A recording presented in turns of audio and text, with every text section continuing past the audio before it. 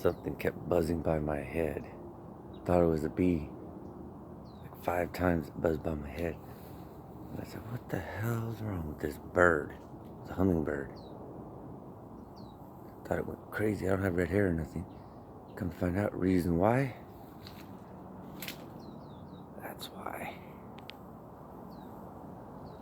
It was just sitting on the nest. But it split. It's just a little bit above my head. And that's why he was buzzing by my head. I'm not gonna... I wouldn't do something risky. I don't know if you can see it or not. I haven't even seen a hummingbird egg. I don't think you can see it.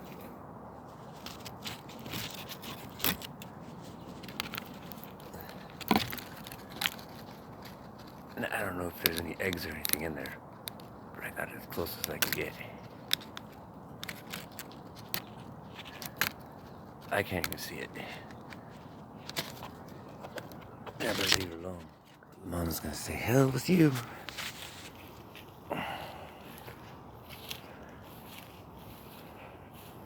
So anyhow, there's apparently like 9 of them in there. All right.